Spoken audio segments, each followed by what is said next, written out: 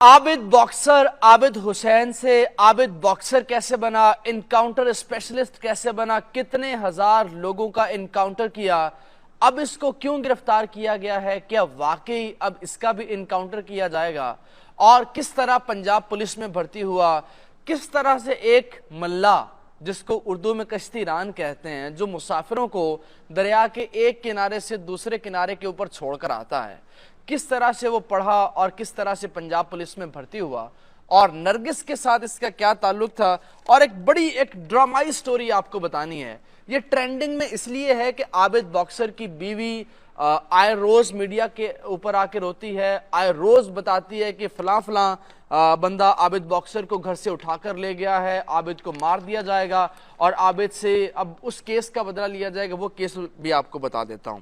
अच्छा, आबिद बॉक्सर का मैं स्टार्ट थोड़ा सा आपको बता देता हूं कि आबिद बॉक्सर मैट्रिक का तालिब इल्म था और कश्ती रान था, मतलब एक दरिया रावी के ऊपर एक छोटी सी कश्ती थी और स्टूडेंट्स को एक साइड से दूसरे साइड के ऊपर लेकर जाता था।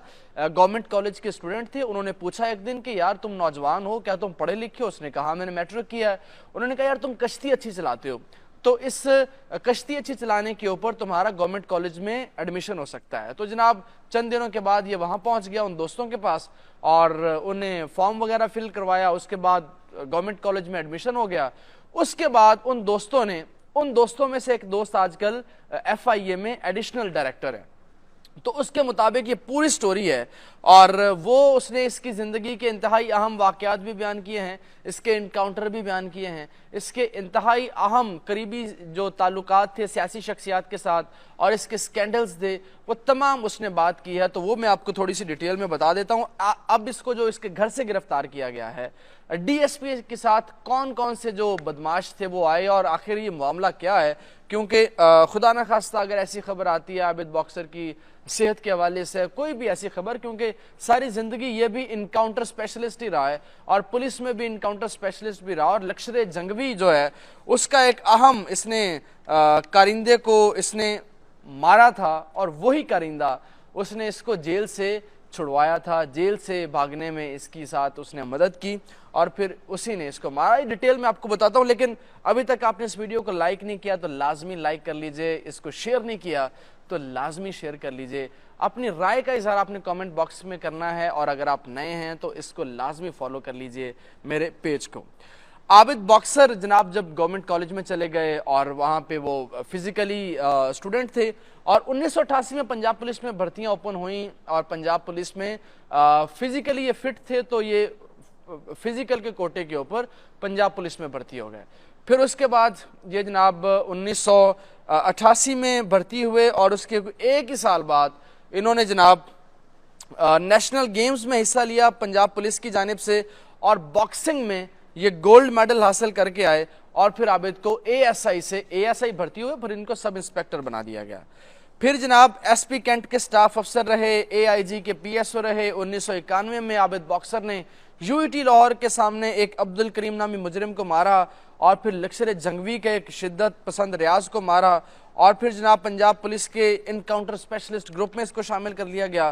फिर आती है असल गेम, सियासी लोग किस तरह से अपना काम निकलवाते हैं पुलिस वालों से। आजकल आप जानते हैं पुलिस बड़ी किराए की पुलिस बनी हुई है, हर SP, हर SHO, हर ASI हुकूमत की मान रहा है कि जनाब मैं करता हूँ, फलां बंदे को गिरफ्तार करना है मैं करता हूँ, फलां घर में छापा मारना है मैं मारता हूँ।